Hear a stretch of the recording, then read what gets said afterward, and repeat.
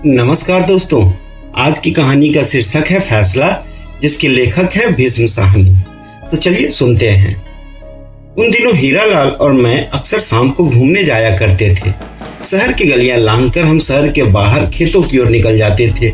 हीरालाल को बातें करने का शौक था और मुझे उसकी बातें सुनने का। वह बातें करता तो लगता है जैसे जिंदगी बोल रही है। उसके किस्से कहानियों का अपना फलसफाना रंग होता। लगता जो कुछ किताबों में पढ़ा है सब गलत है। व्यवहार की दुनिया का रास्ता ही दूसरा है। हीरालाल मुझसे उम्र में बहुत बड़ा तो नहीं है, लेकिन उसने दुनिया बहुत देखी है। बड़ा अनुभवी और पैनी नजर का आदमी है। उस रोज हम गलियां लांघ चुके थे और बाग की लंबी दीवार को पार ही कर रहे थे जब हीरालाल को अपने परिचय का एक आदमी मिल गया। हीरालाल उससे बगल गिर हुआ, बड़े तपाक से उससे बतियाने लगा, मानो बहुत दिनों बाद मिल रहा हो। फिर मुझे संबोधन करके बोला, आओ मैं तुम्हारा परिचय कराऊं, यह शुक्ला जी हैं। और गदगद आवाज में कहने लगा, इस शहर में चिराग लेकर भी ढूंढने जाओ तो इन जैसा नेक आदमी तुम्हें नहीं मिलेगा। शुक्ला जी के चेहरे पर विनम्रता बस हल्की सी लाली दौड़ गई। उन्होंने हाथ जोड़े और एक धीमी सी झेप भरी मुस्कान उनके होठों पर कांपने लगी। इतना नेक सीरत आदमी ढूंढे भी नहीं मिलेगा। जिस ईमानदारी से इन्होंने जिंदगी बिताई है, मैं तुम्हें क्या बताऊं। यह चाहते तो महल खड़े कर लेते, लाखों रुपए इकट्ठा कर लेते। शुक्ला जी और ज्यादा झेपने लगे। तभी मेरी नजर उनके कपड़ों पर गई। उनका लिबास सचमुच बहुत सादा था। सस्ते से जूते, घर का धुला पाजामा, लंबा बंद गले का कोट और खिचड़ी मूछे। मैं उन्हें हेड क्लर्क से ज्यादा का दर्जा नहीं दे सकता था। जितनी देर उन्होंने सरकारी नौकरी की, एक पैसे के रवादार नहीं हुए। अपना हाथ साफ रखा। हम दोनों एक साथ ही नौकरी करने लगे थे। यह पढ़ाई के फौरन ही बाद कंपटीशन में बैठे थे और कामयाब हो गए थे और जल्दी ही मजिस्ट्रेट बनकर फिरोजपुर में नियुक्त हो गए थे। मैं भी उन दिनों वहीं पर था। मैं प्रभावित होने लगा। शुक्ला जी अभी लजाते हाथ जोड़े खड़े थे और अपनी तारीफ सुनकर सिकुड़ते जा रहे थे। इतनी सी बात तो मुझे भी खटके कि साधारण कुर्ता पाजामा पहनने वाले लोग आमतौर पर मजिस्ट्रेट या जज नहीं होते। जज होता तो कोट पतलून होती। 2-3 अर्दली आसपास घूमते नजर आता। कुर्ता पाजामा में कभी कोई न्यायाधीश हो ही नहीं सकता। इस झेप विनम्रता प्रशंसा में ही यह बात रह गई कि शुक्ला जी अब कहाँ रहते हैं, क्या रिटायर हो गए हैं या अभी भी सरकारी नौकरी करते हैं। और उनका कुशल क्षेम पूछकर हम लोग आगे बढ़ गए। ईमानदार आदमी क्यों इतना ढीला ढाला होता है, क्यों सब चाहता झेपता रहता है, यह बात कभी भी मेरी समझ में नहीं आई। शायद इसलिए यह दुनिया पैसे की है। जेब में पैसा हो तो आत्मसम्मान की भावना भी आ जाती है। पर अगर जूते सस्ते हों और पाजामा घर का धुला हो तो दामन में ईमानदारी भरे रहने पर भी आदमी झेपता सब चाहता ही रहता है। शुक्ला जी ने धन कमाया होता, भले ही बेईमानी से कमाया होता, तो उनका चेहरा दमकता, हाथ में अंगूठी दमकती, कपड़े चमचम करते, जूते चमचमाते, बात करने के ढंग से ही रोब झलकता। खैर हम चल दिए। बाग की दीवारें पीछे छूट गई। हमने पुल पार किया और शीघ्र प्रकृति के विशाल आंगन में पहुंच गए। सामने हरे भरे खेत थे और दूर नीलिमा की झीनी चादर ओढ़े छोटी छोटी पहाड़ियां खड़ी थी। हमारी लंबी सैर शुरू हो गई थी। इस माहौल में हीरालाल की बातों में अपने आप ही दार्शनिकता की पुट आ जाती है। एक प्रकार की तटस्थता, कुछ वैराग्य सा, मानो प्रकृति की विराट पृष्ठभूमि के आगे मानव जीवन के व्यवहार को देख रहा हो। हम थोड़ी देर तक तो चुपचाप चलते रहे। फिर हीरालाल ने अपनी बाहें मेरी बाहों में डाल दी और धीमे से हंसने लगा। सरकारी नौकरी का उसूल ईमानदारी नहीं है, दफ्तर की फाइल है। सरकारी अफसर को दफ्तर की फाइल के मुताबिक चलना चाहिए। हीरालाल मानो अपने आप से बातें कर रहा था। वह कहता गया, इस बात की उसे फिक्र नहीं होनी चाहिए कि सच क्या है और झूठ क्या है, कौन क्या कहता है। बस यह देखना चाहिए कि फाइल क्या कहती है। यह तुम क्या कह रहे हो?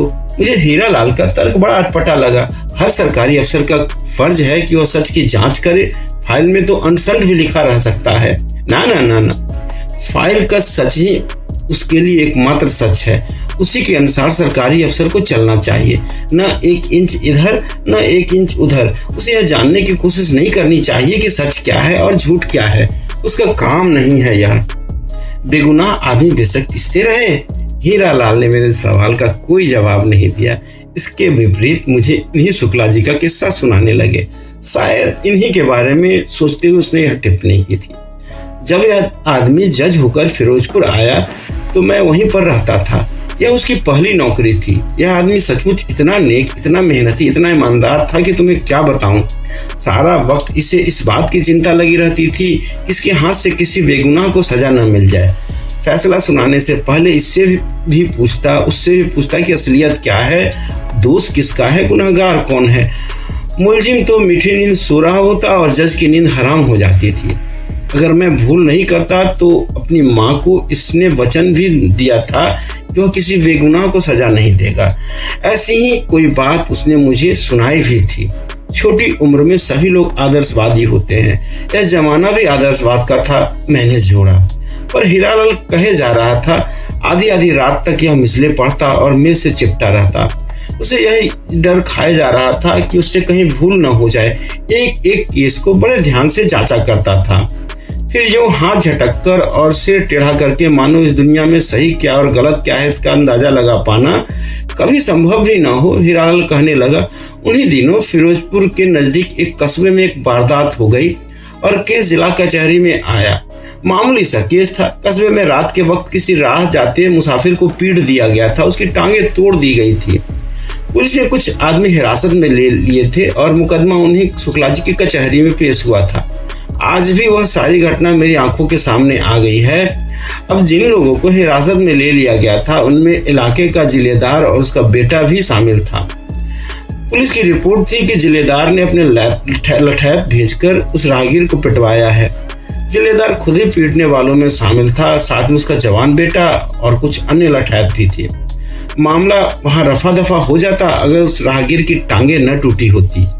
मामूली मारपीट की होती तो पुलिस परवाह नहीं करती, लेकिन इस मामले को तो पुलिस नजरअंदाज नहीं कर सकती थी। खैर, गवाह पेश हुए। पुलिस ने भी मामले की तहकीकात की और पता यही चला कि जिलेदार ने उस आदमी को पिटवाया है और पीटने वाले राहगीर को अधमरा समझकर छोड़ गए थे। 3 महीने तक केस चलता रहा। हीरालाल कहने लगे, केस में कोई उलझन, कोई पेचीदगी नहीं थी, पर हमारे शुक्ला जी को चैन कहाँ।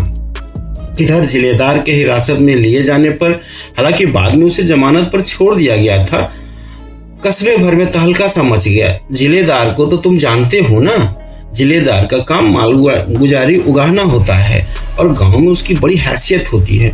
यो वह सरकारी कर्मचारी नहीं होता। खैर, तो जब फैसला सुनाने की तारीख नजदीक आई तो शुक्ला जी की नींद हराम। कहीं गलत आदमी को सजा न मिल जाए, कहीं कोई बेगुनाह न मारा जाए।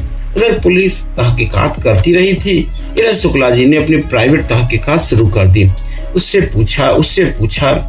जिस दिन फैसला सुनाया जाना था उससे एक दिन पहले शाम को यह सज्जन उस कस्बे में जा पहुंचे और वहां के तहसीलदार से जा मिले। वह उनकी पुरानी जान पहचान का था। उन्होंने उससे पूछा कि भाई बताओ, अंदर की बात क्या है। तुम तो कस्बे के अंदर रहते हो, तुमसे तो कुछ छुपा नहीं रहता है।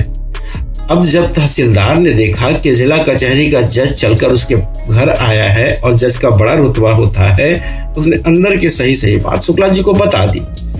शुक्ला जी को पता चल गया कि सारी कारस्तानी कस्बे की थानेदार की है, सारी शरारत उसी की है। उसकी कोई पुरानी अदावत जिलेदार के साथ थी और वह जिलेदार से बदला लेना चाहता था। एक दिन कुछ लोगों को भिजवाकर एक राह जाते मुसाफिर को उसने पिटवा दिया, उसकी टांगे तोड़वा दी और जिलेदार उसके बेटे को हिरासत में ले लिया। फिर एक के बाद एक झूठी गवाही। उस कस्बे के थानेदार की मुखालफत कौन करे, किसकी हिम्मत। तहसीलदार ने शुक्ला जी से कहा कि मैं कुछ और तो नहीं जानता, पर इतना जरूर जानता हूं कि जिलेदार बेगुनाह है। उसका इस पिटाई से दूर का भी कोई वास्ता नहीं है। वहां से लौटकर शुक्ला जी 2-1 जगह और भी गए। जहां गया वहां पर उसने जिलेदार की तारीफ सुनी।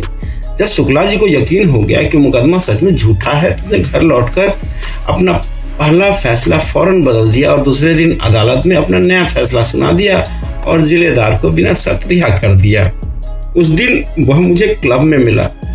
वह सचमुच बड़ा खुश था। उसे बहुत दिन बाद चैन नसीब हुआ था। बार बार भगवान का शुक्र कर रहा था कि अन्याय करते करते बच गया, वरना उससे बहुत बड़ा पाप होने जा रहा था। मुझसे बहुत बड़ी भूल हो रही थी। यह तो अचानक ही मुझे सूझ गया और मैं तहसीलदार से मिलने चला गया, वरना मैंने तो अपना फैसला लिख ही डाला था। उसने कहा। हीरालाल की बातें सुनकर मैं सचमुच प्रभावित हुआ।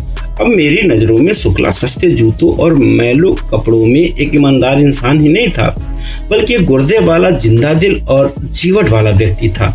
उसे बाग के दीवार के पास खड़ा देखकर जो अनुकंपा से मेरे दिल में उठी थी वह जाती रही और मेरा दिल उसके प्रति सदा भाव से भर उठा। हमें सचमुच ऐसे ही लोगों की जरूरत है जो मामले के तह तक जाए और निर्दोषों को आंच तक न आने दे। खेतों की मेड़ों के साथ चलते चलते हम बहुत दूर निकल आए थे। वास्तव में सफेद बुत तक जा पहुंचे थे, जहां से हम अक्सर दूसरे रास्ते से मोड़ने लगते। फिर जानते हो क्या हुआ? हीरालाल ने बड़ी आत्मीयता से कहा। कुछ भी हुआ हो हीरालाल, मेरे लिए इतना ही काफी है कि यह आदमी जीवट वाला और ईमानदार है, अपने उसूल का पक्का रहा। सुनो सुनो, एक उसूल जमीर का होता है तो दूसरा फाइल का। हीरालाल ने दानिशमंदों की तरह सिर हिलाया और बोला, आगे सुनो। फैसला सुनाने की देर थी कि थानेदार तो तड़प उठा। उसे तो जैसे सांप ने डस लिया हो। चला था जिलेदार को नीचा दिखाने, उल्टा सारे कस्बे में लोग उसकी लानत मलामत करने लगे। चारों ओर थू थू होने लगी। उसे तो उल्टे लेने के देने पड़ गए, पर वह भी पक्का घाघ था। उसने आओ देखा न था और सीधा डिप्टी कमिश्नर के पास जा पहुंचा। जहां डिप्टी कमिश्नर जिले का हाकिम होता है, वहां थानेदार अपने कस्बे का हाकिम होता है। डिप्टी कमिश्नर से मिलते उसने हाथ बांध लिए कि हुजूर, मेरी इस इलाके से तब्दीली करा दी जाए। डिप्टी कमिश्नर ने कारण पूछा तो बोला, हुजूर, इस इलाके को काबू में रखना बड़ा मुश्किल काम है। यहाँ चोर डकैत बहुत हैं, बड़े मुश्किल से काबू में रखे हुए हैं। मगर हुजूर, जहाँ जिले का जज ही रिश्वत लेकर शरारती लोगों को रिहा करने लगे तो वहाँ मेरी कौन सुनेगा? कस्बे का निजाम चौपट हो जाएगा। और उसने अपने ढंग से सारा किस्सा सुनाया। डिप्टी कमिश्नर सुनता रहा। उसके लिए पता लगाना कौन सा मुश्किल काम है कि किसी अफसर ने रिश्वत ली है या नहीं ली है, कब ली है और किससे ली है। थानेदार ने साथ में यह भी जोड़ दिया कि फैसला सुनाने के एक दिन पहले जब जज साहब हमारे कस्बे में भी तशरीफ लाए थे, डिप्टी कमिश्नर ने सोच विचार कर कहा कि अच्छी बात है, हम मिसल देखेंगे, तुम मुकदमे की फाइल मेरे पास भिजवा दो। थानेदार की बाँछें खिल गई। वह चाहता ही यही था। उसने झट से फिर हाथ बांध लिए कि हुजूर, एक और अर्ज है। मिसल पढ़ने के बाद अगर आप मुनासिब समझें तो इस मुकदमे की हाईकोर्ट में अपील करने की इजाजत दी जाए। आखिर वही हुआ जिसकी उम्मीद थी। डिप्टी कमिश्नर ने मुकदमे की मिसल मंगवा ली। शुरू से आखिर तक वह मुकदमे के कागजात देख गया, सभी गवाहियां देख गया, एक एक कानूनी नुक्ता देख गया और उसने पाया कि सचमुच फैसला बदल गया है। कागजों के मुताबिक जो जिलेदार मुजरिम निकलता था, मिसल पढ़ने के बाद उसे थानेदार की यह मांग जायज लगी कि हाईकोर्ट में अपील करने की इजाजत दी जाए। चुनाचे उसकी इजाजत दे दी गई। फिर क्या, शक की गुंजाइश ही नहीं थी। डिप्टी कमिश्नर को भी शुक्ला की ईमानदारी पर संदेह होने लगा। कहते हीरालाल चुप हो गया। धूप कब की ढल चुकी थी और चारों ओर के शाम के अवसादपूर्ण साए उतरने लगे थे। हम देर तक चुपचाप चलते रहे। मुझे लगा मानो हीरालाल इस घटना के बारे में न सोचकर किसी दूसरी बात के बारे में सोचने लगा है। ऐसे चलती है व्यवहार की दुनिया, वह कहने लगा। मामला हाईकोर्ट में पेश हुआ और हाईकोर्ट ने जिला अदालत के फैसले को रद्द कर दिया। जिलेदार को फिर से पकड़ लिया गया और उसे 3 साल की कड़ी कैद की सजा मिल गई। हाईकोर्ट ने अपने फैसले में शुक्ला पर लापरवाही का दोष लगाया और उसकी न्यायप्रियता पर संदेह भी प्रकट किया। इस एक मुकदमे से ही शुक्ला का दिल टूट गया। उसका मन ऐसा खट्टा हुआ, उसने जिले से तब्दीली करवाने की दरख्वास्त दे दी और सच मानो उस एक फैसले के कारण ही वह जिले भर में बदनाम भी होने लगा। सभी कहने लगे रिश्वत लेता है। बस उसके बाद 5-6 साल तक वह उसी महकमे में घिसटता रहा। उसका प्रमोशन रुका रहा। इसीलिए कहते हैं सरकारी अफसर को फाइल का दामन कभी भी नहीं छोड़ना चाहिए। जो फाइल कहे वही सच है, बाकी सब झूठ है। अंधेरा घिर आया था और हम अंधेरे में ही धीमे धीमे शहर की ओर लौटने लगे थे। मैं समझ सकता हूँ कि शुक्ला के दिल पर क्या बीती होगी और वह कितना हदबुद्धि और परेशान रहा होगा।